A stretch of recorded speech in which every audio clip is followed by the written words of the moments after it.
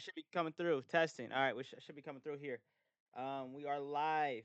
Before I start this video, obviously, if you could like, comment, subscribe, and shit like that. But we got reactions today. So shit. Let's get started. I can promise reactions for a minute. Let's just get started. Just gonna surprise you guys. Don't worry. All right. First, we got identical strangers. My guy Mr. Ballin, I'm pretty sure you guys know him. If you don't, check him out on TikTok. You know, use Instagram, social media, or YouTube. Obviously, YouTube. Just check him out. He's pretty good. He has his own podcast now. But yeah, he's doing a lot of big things. I've been watching him for years. Really cool guy. But go ahead and check him out. Identical Strangers. Let's go. Oh, come on. In 1980, Bobby Shafran was on his way up to Sullivan County Community College, which is 2 hours outside of New York City, to begin his freshman year. Even though he was from the area, he didn't know anybody that was going to this particular school, and so he was pretty nervous about it. Plus, he wasn't that popular in high school, and he had a hard time making friends. When he pulled into a parking spot at the school, he saw a sea of people getting out of their parents' cars and carrying boxes up to their dorm rooms. And so he took a deep breath, hopped out of his car, grabbed his backpack, and began walking across the lawn towards the dorm building. On his Yo, I'm gonna stop the video and just say this too. That nervous ass like first day of school type feeling, bro. Like when you go to college. Well, not I mean maybe not in college, but in high school and shit. Maybe in college to the first day because you don't know anybody. But you're gonna make connections and shit like that. But I just remember that nervous first day of school type feeling, bro. That shit's funny as hell. walk over, Bobby was surprised when he felt like all these random strangers on the lawn were looking at him like they knew him. And a couple people yelled out to him and said, "Hey, it's good to have you back here." And one girl actually ran up to him and kissed him on the cheek and said, "Oh my gosh, I'm so happy you're back." And Bobby said, "I think you got the wrong person. I don't know you." And she laughed and she just ran away. And so Bobby's totally bewildered by this because he doesn't know anybody, but everybody seems to know him. And so he walks up the steps and he goes inside the dorm building. And as he's walking down the hall, people are high-fiving him and patting him on the back. And then right as he's about to turn the corner towards his actual dorm room, someone down the hall behind him yells out, "Hey, Eddie, what's going on, man?" And Bobby knew whoever it was yelling at him. Imagine that, bro. Imagine you're brand new to this damn place and everyone's like yelling at you, like they know you and stuff, and you know yourself that you're brand new. You know what I'm saying? Automatically, I'm thinking something's off, or maybe I got someone that looks like me here. I don't know. Because this whole situation had been so weird, he felt like this had to be a case of mistaken identity. And so Bobby turned around and he saw at the other end of the hall another student who he didn't know, clearly waving at him and yelling out, "Hey, Eddie, come here. What's going on, man?" And so Bobby walks up to him and says, "Hey, I'm not Eddie. I don't know what's going on, but everybody thinks I'm somebody that I'm not, but I'm not Eddie. Who's Eddie?" And the guy said, "Yeah, okay, Eddie, it's good to have you back here, man," and then walked off. And so Bobby's like, what is going on here? And so Bobby turns and he goes back up to his dorm room and he goes inside and he just shuts the door. And he's thinking, I just want to be left alone for a second because this is not right. This is not how a freshman who doesn't know anyone gets welcomed at any school or any place in the world. This is last time from pause it. But hey, at least Bobby can play this off. That dude has hella clout, bro. He's invited to all the parties. He's invited to all social events, bro. Imagine that. Imagine walking to college campus, bro. You just got everything for it. You got connections already. You're invited to parties. You're invited to all that. Everyone knows you, bro. Imagine that. That's everyone's dream right there. That's clout. is totally unusual. And just a couple of minutes after being inside of his dorm room, he hears a knock on the door. And Bobby's like, oh great, who is it now? Who is it that thinks I'm someone I'm not? So he opens the door and there's another student who he doesn't know who's standing there. And this guy, his face just drains of color and he starts shaking when he sees Bobby. And they're both looking at each other like, what's going on here? And the student says to Bobby, "Were you adopted?" And Bobby said, "Yeah." And then the student said, "Is your birthday July 12th? And Bobby said, "Yeah." And so the student goes, "Okay, my name is Michael, and I am best friends with a guy named Eddie Galland, and you are his clone. You have got to be his identical twin." At this point, to Bobby, this almost made sense, but it was so crazy to imagine having some identical twin he didn't know about. And so Bobby asked Michael if he could go meet Eddie, because he's got to be a student here. And Michael said, well, actually, Eddie decided not to come back to school this year, which is probably why everyone you talked to was so excited to see you, because they love Eddie, and they thought you were him, and so they're psyched to have you back. After talking for a couple of minutes, Michael tells Bobby that they have to go call Eddie, and they have to set up a meeting so that Bobby can meet Eddie and vice versa. And so Michael and Bobby run outside to a payphone booth. They hop inside, they're crammed in there, and they dial up Eddie. And as soon as Eddie answers, Bobby grabs the phone and just says, "Hey Eddie, my name's Bobby, and everybody thinks I'm you." And then Eddie says, Yeah, I've been getting a lot of calls about that too. And Bobby would later say that when he first heard Eddie's voice, he said it sounded like his own voice coming through the phone. And so ultimately, Eddie invited Bobby and Michael to come to his house so that Eddie and Bobby could see if it really was true that they were twins. And so Michael and Bobby hopped in Bobby's car and they sped 2 hours to Eddie's house. And when they got there, it was the middle of the night, and Eddie's house is the only house in this quiet suburb that has all the lights on. And so Michael and Bobby walk up the path towards the front door of Eddie's house, and right as Bobby is about to knock on the door, it flies open, and standing in front of Bobby is his exact clone. It's Eddie. And So hold on. What the hell's going on here? Does he have some kind of twin he doesn't know about, or like what? I mean, I guess it's called identical twin, so it's in the title, but still, that's kind of crazy.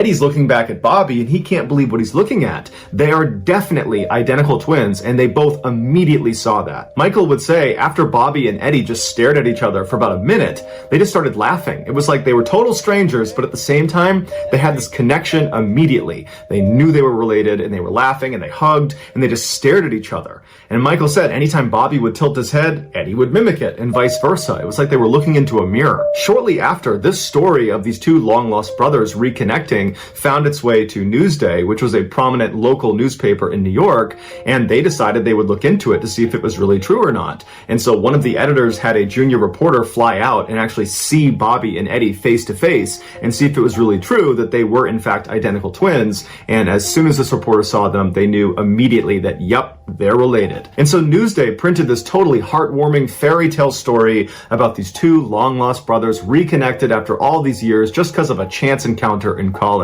And everybody loved it. But this is where the story went from amazing to truly unbelievable. Friends of another young man living in the New York area named David Kelman began telling David that he had to check out this Newsday article about these long-lost twins because these two twins look exactly like David. Specifically, they said you gotta look at these guys' hands. They are just like yours, David. David was known for having these enormous hands, and a lot of the pictures of Bobby and Eddie in the news showed their hands, and they too were enormous. And so David finally picked up a newspaper and looked at a picture of Bobby and Eddie, and sure enough, he was shocked. They looked exactly like him. And then when he read the article, it showed their birthday was July 12th, the same as his, and they were born at the same hospital he was born at. And so he's thinking, these are too many coincidences. They have to be my brothers. And so David called Eddie's home phone number, and Eddie's mother picked up and she asked who was calling. And David said, "Hi." Imagine, like, bro, imagine living your whole life up until, I might have missed their age, right? But imagine, like, living your whole life up until that point, like, until you're, like, this is revealed to you. You didn't know you had two brothers out there. For each of them, you didn't know you had two brothers out there. You didn't know this. You didn't know that, you know what I'm saying? And then, like, to live your life thinking that you're, like, an only child, or maybe you knew you were adopted, but, you know what I'm saying? You didn't know you had siblings. Like, it's just, you know what I'm saying? You didn't know that. Like, no one told you that. So just like living life, and then like reality must have changed for them, bro. Like once they discovered each other, because that's just crazy. That right there just blows my mind. Just imagine that. Let me know how you feel about that. Like, what do you guys think about that in the comments? Like just living like that, and then boom, all of a sudden you've got two siblings you didn't know about. You know. Hi, my name is David Kelman. I was born July 12th, 1961, and I'm looking at a newspaper article of two identical twins that look just like me, and one of them is your son. I think I'm the missing third twin. After hearing this, Eddie's mom apparently dropped the phone and yelled out, "They're coming out of the woodwork!" So Eddie and Bobby went to David's house, and as soon as they walked in and saw David, they knew right away he was one of them. He was the third twin. And apparently, within minutes of meeting each other, they were wrestling and laughing hysterically on the ground. It was like even though they were strangers, they somehow already knew each other and had an instant connection. David's family members that witnessed this first interaction said it was the most incredible thing they had ever seen, that it was just so wonderful to see these long-lost siblings finally reconnected after all these years. Shortly after David realized he was the third missing twin, Newsday did another story talking about how there was actually 3 missing twins that had all been reconnected, and once again, it was just this incredible Cinderella story, and now this story went all over the world. They were on the cover of every magazine, every newspaper, they were on every talk show, and everybody had the same question. what similarities did they discover? And they would say, well, we all wrestled in junior high school and high school. We all smoked the same cigarettes. We like the same food. We had the same taste in women. And on talk shows, when they would answer these questions, it was immediately clear that they all shared the same mannerisms. And on the show, they would routinely interrupt each other and finish each other's sentences. It really was like they were the exact same person, despite having been raised completely separate from one another. The boys loved the attention they were getting. They had become international rock stars overnight, and all three of them were immediately so close. They were best friends right away. They moved into an apartment together. They went out partying. They met Madonna. It was just this incredible time in their lives. And so they weren't asking questions about why they... He said they met Madonna? What? I mean, shit, that's cool. That's cool as fuck if they met Madonna. Shit, that's cool. Just, damn, for being triplets, though, or undiscovered triplets. That's pretty cool. Shit. Had been separated in the first place. But their parents were asking a lot of questions because they had not been told by the adoption agency that the boy they were adopting... Okay, right? They didn't know. So, yeah, I was wondering about that. So, like, okay, the kids obviously didn't know about each other. So, I guess I didn't think about that. The parents that came and adopted him, right? Did the parents not know or what? And he's going to get into this. Okay. Actually had two identical siblings. They had no idea. So the boys' adoptive parents reached out to the adoption agency, which was EJIZZLE Services. It's based in New York. Very prestigious, basically the most powerful and wealthy people in New York. So then it begs the question, why weren't they told? Use this adoption agency if they're going to adopt. And so the parents reached out to them and asked for a meeting so they could get some answers as to why their kids have been separated. And so the parents go to New York, they go into this meeting room with the top brass of EJIZZLE Services, and they say, you know, did you separate our sons at birth on purpose? And one of the executives said, yes, we did, because it's really hard to place three children into one home. At which point David's adoptive father lashed out and said, that's absolute BS. If you had told me he had two identical siblings, I would have taken all three. But were the parents even told that they had siblings or what? That's what I'm saying. Because anyone would try to keep them together unless you couldn't afford all three of them. I understand that, right? But I'm saying, like, did you even try to tell them? Because, and now I'm glad that the dad said that too and kind of confronted the head brass or whatever he's calling it. I'm glad, because they should have shame. the agency stood by their decision and said that's the only reason it happened, and so sorry, that's all we can tell you. And so the parents were very frustrated and felt like there was much more to the story, and in fact they felt like the agency was actually lying to them about why they had separated their sons in the first place. But they couldn't get any more information, so they left the agency. And right when they got outside, Bobby's father realized he had left his umbrella inside of the meeting room. And so he turned around, went back inside, walked down the hall quietly so he didn't want to disturb anyone, and he opened the door to the meeting room and he reached in to get his umbrella, and he looked inside and he saw the people he had just met with from EJIZZLE Services had just opened a bottle of champagne, and they were laughing and smiling, and they were clearly toasting each other on a job well done. And even though Bobby's father did not go in there and confront them about what they were celebrating, he got the sense that they were celebrating having dodged a bullet, that they clearly had just lied to the families of these three triplets and they'd gotten away with it. And so between the parents' general sense that the agency was clearly hiding something, and then Bobby discovering this champagne toast as soon as they left, the parents decided they needed to get in touch with some lawyers to help them get to the bottom of why their sons had been separated. And so initially, a number of really prestigious law firms in New York were excited to take this case. But shortly after, they all contacted the families to say, well, actually, there's a conflict and we can't do it anymore. And the parents believed this was because the adoption agency, EJIZZLE Services, and some of their more prominent and powerful clients were pressuring the lawyers not to dig into this, that clearly there was some secret that they... Hold on. I'm going to pause.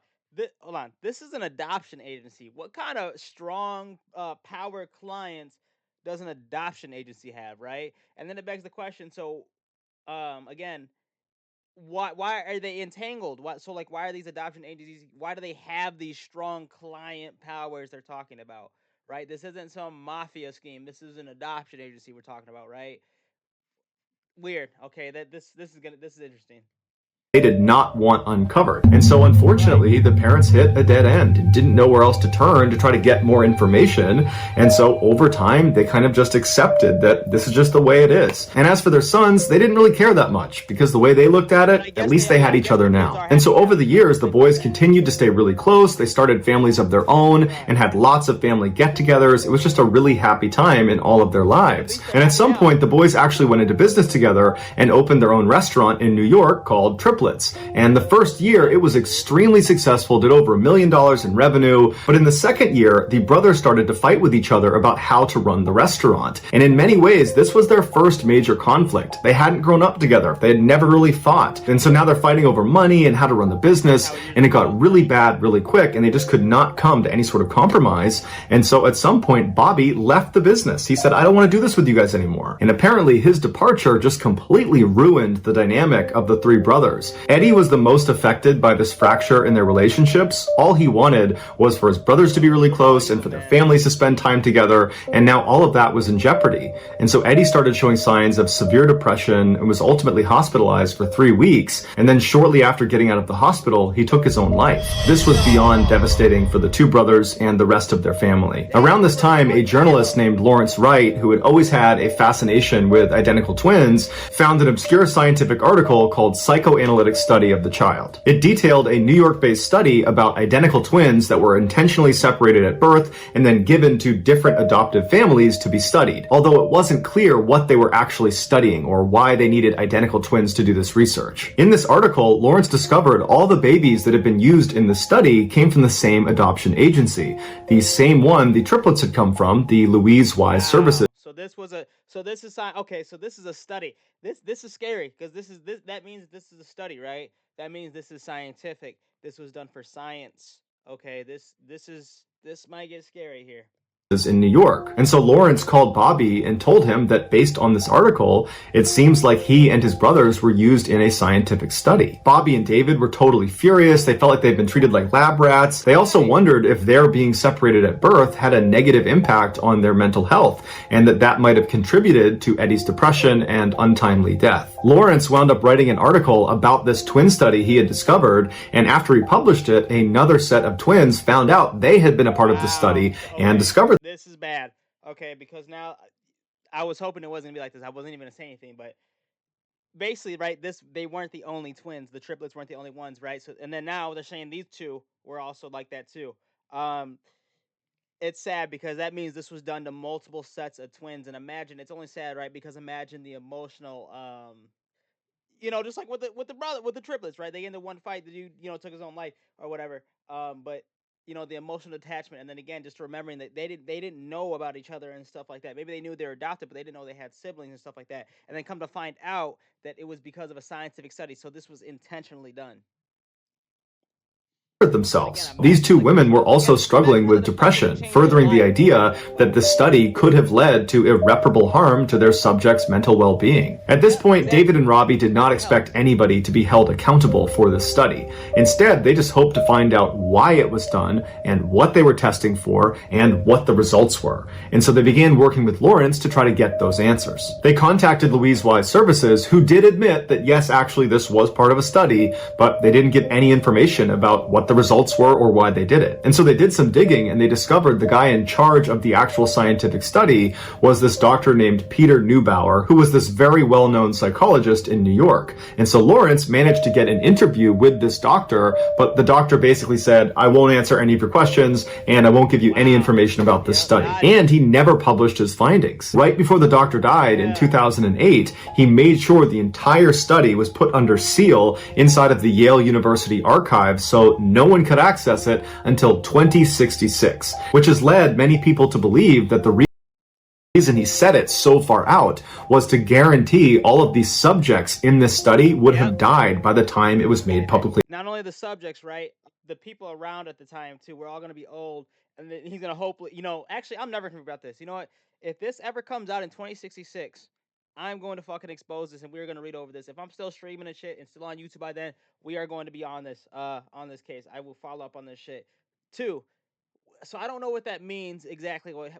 That he had it Yale sealed or whatever, but bro, can't someone just go and open that shit, bro? Like, I don't know how, like, what that means or like what that contains, but bro, if it's at if it's at some school or some college, wherever it's at, Yale University, whatever it's at, bro, just go and open that shit. Like, what? I'm just confused. And then you think that I don't know, maybe because this was a scientific study, that damn, maybe the twins would get access to at least see the shit, to see what was done, somebody, because damn, that's not okay to do. available, protecting his own legacy and the people that were involved in this study. In the recent documentary called Three Identical Strangers, Dr. Neubauer's personal assistant, a woman by the name of Natasha Josefowitz, she was interviewed and they asked her, can you shed any light on why this study was done, what they were testing for, and what the results were? And she would say that she was not actually part of the study. She was more on the periphery, but she was privy to what they were doing. And she said the point of the study was to finally put to bed whether it was nature or nurture that made the person who they ultimately become. Basically, are your surroundings the thing that ultimately makes you who you become, or is it just your genetic makeup that you're predestined to become a particular person independent of how you were raised? And she said the results were incredible, that basically it has nothing to do with nurture. It's all about your genetic makeup, that we unconsciously trend towards specific behaviors and decisions, but we believe it's free will. We believe we're choosing to do certain things, but in reality, it's basically predetermined. And a couple things like that. So I get that's an interesting thing, um, and so that's an interesting thing to ask for like study purposes because then you get the thing right, the literal saying you're becoming who you're meant to become, right? I guess, and that I don't know. Is it so like are your I don't know. Personally, I'd say that I could see both. Like from the biological side, I could see the genetics, because you are a bit of your mom, you are a bit of your dad. You're gonna have their tendencies. Sicknesses, mental illnesses, all that stuff is kind of passed down in your genes, in your genealogy. So I kind of get like. I could kind of see that, like your genetics, like kind of being like you're predestined to be somebody. But then again, I say you also have to consider your environment because at the same time, though, if you throw, I don't know, like if you throw someone like in a certain environment, they're gonna act different than I don't know your environment. I can't explain it, but I feel like environment matters too. How you grow up and where you grow up, the things you see, the people you talk to, your surroundings. I think it's more about. I think environment is just as important. And I'd say honestly, from my life experience, it's more environment, but I could see the biological side of like the genetics and all that too. But I think it's more environment. What you're doing in your daily life, who you're around, their goals, what they want to do and stuff like that. So let me know. Let me know. Do you guys think do you let me know in the comments, right? Do you guys think that it's your environment or do you think it's your genetics, you're destined to become somebody no matter what? Let me know. Let me know in the comments. specifically, in the triplets case, Bobby was intentionally placed into a more affluent household where his Okay. father was a doctor and his mother was a lawyer, and so they were So this very is gonna well be more the educated, environment thing. and that was his upbringing. Eddie was placed into a more middle-class family with his father being a teacher and his mom being a stay-at-home mother. And David was put into a low-income I wonder household how where this they were stuff all plays out immigrants, in your English was a different second environments, your language, different and they classes. just had this very small shop that they owned. And Natasha said this study demonstrated that despite these boys being put into different socioeconomic levels, it had almost no impact on who they ultimately became. She said she doesn't know why the study wasn't published, but she hopes someday it will be. Also, in this documentary, a doctor named Lawrence Perlman, who was actually one of the researchers in the study that would actually make house visits to each of the boys' houses as they were growing up under the false pretext that they were there as part of routine follow-up for the adoption agency. And he went on record and said that the study was not just about the effects of socioeconomic class, it was really about the effects of different styles of parenting. He said in the triplets case, each of the boys have been placed into their respective households after that household had already adopted another child. And that first child they adopted effectively became the guinea pig for this study, where scientists would come in and they would study this child under the false pretext that they were there just following up for the adoption That agency. because this shit is so interesting. I gotta break something down to light, right? You've got to understand how much shit went in this. So it's like okay, we're gonna.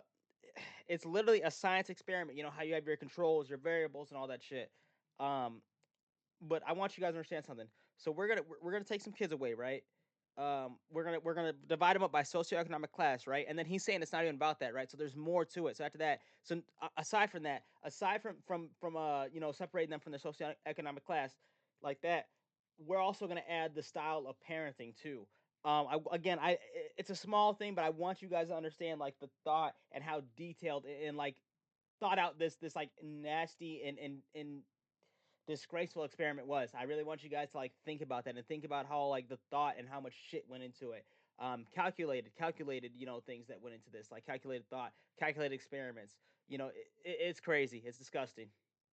but really they were creating a baseline of how do these parents parent. And then once that baseline was established, then the triplets were sent into their respective homes with the researchers knowing full well how they were each going to be brought up, with the adoptive father being the X factor. Bobby's father, who was a doctor, was rarely around, but he was devoted and loving to his son. David's father, who was the shop owner, was around all the time and adored his son and loved him unconditionally. Eddie's father was a teacher who was around a fair amount, but when he was very strict and rough with Eddie and quick to discipline him and rarely showed any affection for him. And while Dr. Perlman does not come out and say that Eddie's relationship with his father probably had an effect on him becoming depressed and ultimately taking his life, there are many other people close to this case that believe that's exactly what it was. That David and Bobby had a stable, healthy upbringing and Eddie did not. And so when he was faced with the crisis of the brothers separating, Eddie couldn't handle it. These same people refute what Natasha said about the findings of the study that we're all genetically predisposed to become a particular person. They say if that was the case, then why haven't David and Bobby taken their lives? But ultimately, because the study was never published, we won't know for sure why it was done, what they studied, and what the conclusions were. All we have is speculation and second and third hand information. But what we do know for sure is these surviving triplets and their families are furious that this study was done. They feel like it ruined their lives. Following the release of the documentary Three Identical Strangers, Bobby and David were actually granted early access to the study that was sealed inside of Yale University. And when they looked at it, they were expecting to be blown away with the results, but it turned out it was over 10,000 pages of very technical information, and much of it was heavily redacted, so they couldn't even read most of it. They were not able to deduce what the purpose of the study was in the first place. Just to say, so like technical information, so it's not like, so what that means is I wouldn't be able to walk up to that and just like read it and understand what they're like trying to study. Like even the wording, like the wording they use, it's probably very scientific, pretty specific to them. The scientists in the study. So I like what I'm saying, like it makes it hard for an average Joe to walk up and say, okay, this is what they're studying. No. Wow, okay. Or what it accomplished. It was just all very ambiguous. This study was ultimately shut down permanently in 1980, the same year the triplets discovered themselves. As for the adoption agency, Louise Wise Services, and all the scientists and researchers involved in the study, none of them were now even today. So that was 45 years ago, bro. And he wants to have. So he wanted to have So they're holding this shit until 2066. So another 40 years, bro. 80 years you're holding this shit, bro. That's crazy. Held accountable for their role in this totally unethical study. And so basically everything was swept under the rug. And so Bobby, David, and all of the family members of the triplets were just left with a whole bunch of questions and not a lot of answers. So that's going to do it, guys. If you found the secret in today's episode, let us know in the comments what it is and where you found it. Wow. Yeah, I am. That's crazy. And then it begs the question, right? So what was all that for? So okay, so he said so he said that they broke it down by socioeconomic class, whatever it was, demographic class, money wise. And then they said also that it was to by the parenting style. But why? So what was the end goal of all that? What I'm saying, I know they redacted the information in the file or whatever, but I'm saying like it just begs the question, why? Why were they doing this? Was it? Is it? There's got to be a reason it was being studied. And then two, my next point before I head out is that you got to think. Imagine. So we already know that they've done fucked up experiments in the past. Actually, Mr. Ball specifically has covered more fucked up experiments, and we can react to those if you want. More reactions to those if you guys want. But yeah, more fucked up experiments. But now it makes you better the question. Now in 2025, right? What are they doing nowadays that we're not going to know about for another 40 years? What are they doing nowadays? To kids, to families, to parents, to people in other countries. It's fucked up and it's sad and it's a dark thought. But again, these are things I don't know. It just makes me think because it begs the question why, and then I don't know. So yeah, man, that's it for this. Let me know what you guys think about this. Let me know in the comments. Remember, please like, comment, subscribe. I appreciate it. And then yeah, we got more reactions coming on the way as well. But that's gonna cap it off for this. Peace.